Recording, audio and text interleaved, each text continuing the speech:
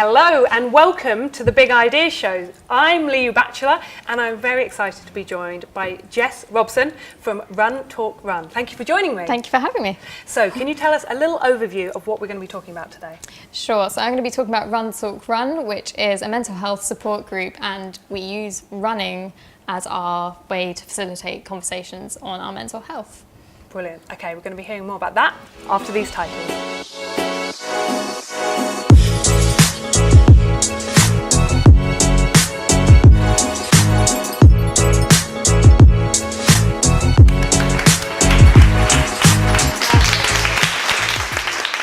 Thank you so much for tuning in to the Big Ideas Show. This is the show about giving people the platform to share their big ideas and start conversations and look for collaboration about how we can put it into action.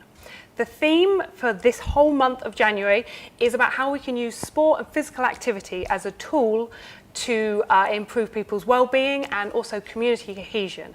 And Jess, you have a great project and you Run Talk Run. Can you tell us a little bit about this and kind of how it fits in with the theme? Absolutely. So Run Talk Run started last October 2017, and the basic premise behind it is to make mental health support less intimidating and more accessible on a weekly basis. Yep.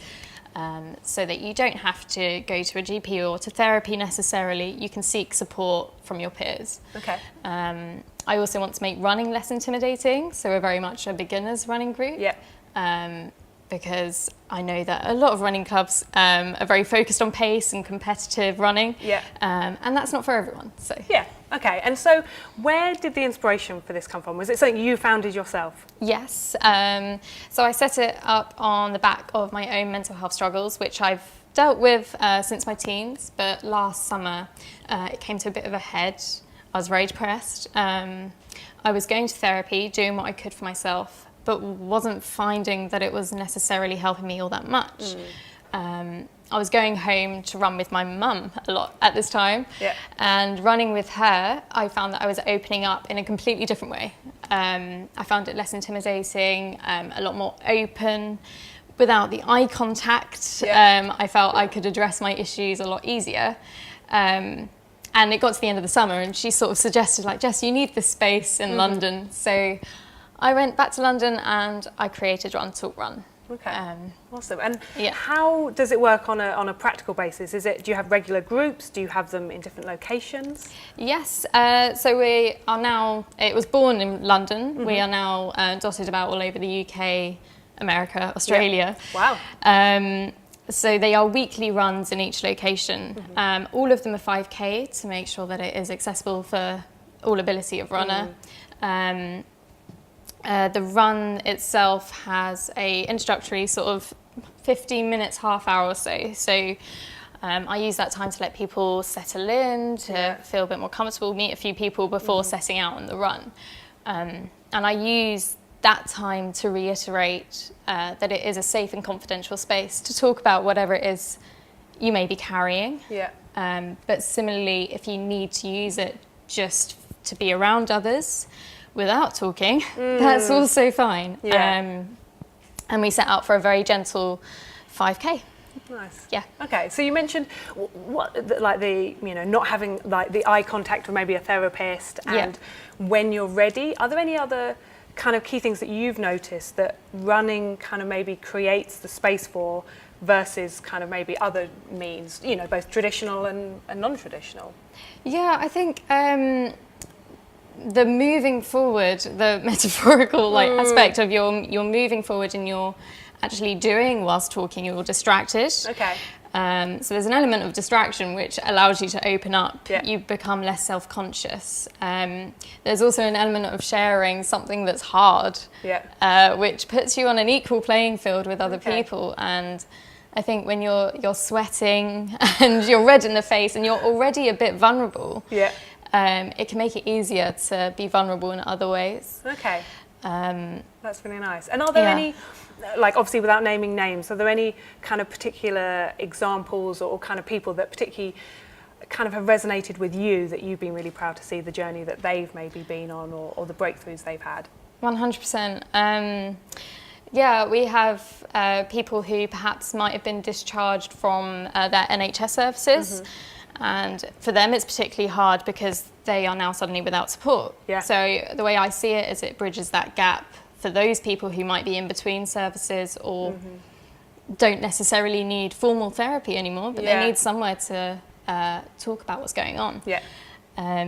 And there are people in particular who have been coming, who were never runners before, who are now breezing through this 5K and getting that sense of accomplishment. It's really nice. Okay, amazing. this is a really cool project. I really like it. And we're going to take a quick break now. And then after that, we're going to be talking more about how people out there can maybe get involved or potentially kind of help you grow this a little bit further. We'll see you after these titles.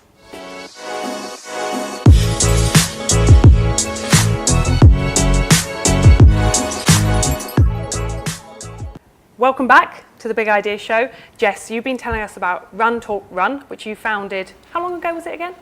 Just over a year ago. Okay. Yeah. Oh, wow. So you're doing big stuff. It's already international. Yes. And you've only been going a year. Wow. Yeah. Okay. That is really good.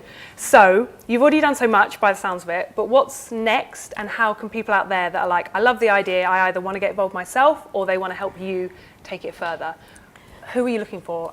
So there are a few elements to Run Talk Run and ways to help. I mean, the most obvious one is having the volunteer run leaders, because the more small communities that are set up in more remote places, I would like. I mean, I'm in London, there's a lot of support available to us already, but in smaller towns, if you'd like to set one up, I am all ears. I am willing to help you set one up.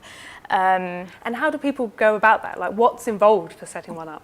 I mean, it is a big commitment in as much as I like the runs to be a weekly support hub, so that you don't have to wait for the next month to be able to talk about your problems. Yeah. But so still, a weekly, you know, even if it's just one exercise session a week, that's it's good. achievable, right? Yeah, absolutely. So there is that level of commitment involved. I will help you find a venue, a place for bag drop, a place for your runners to gather, and I'm very hands-on with helping with the logistics of route planning, risk assessing, all the boring bits.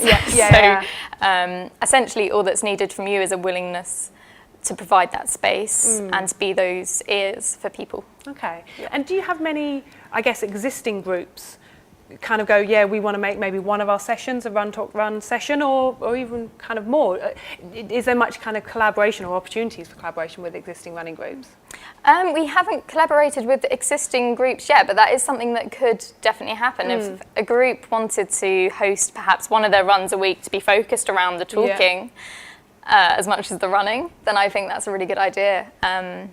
We rely a lot on the kindness of the venues as well. So if there's any venues or gyms that would like to get involved, then that would also be really helpful. Okay, so it could be a bigger organisation, I guess, that's hosting it, as opposed to an individual that's doing it as a volunteer on their own time. Yeah. Okay, brilliant. So tell us, how can people get involved directly? How can they get in touch with you to find out information, start that conversation?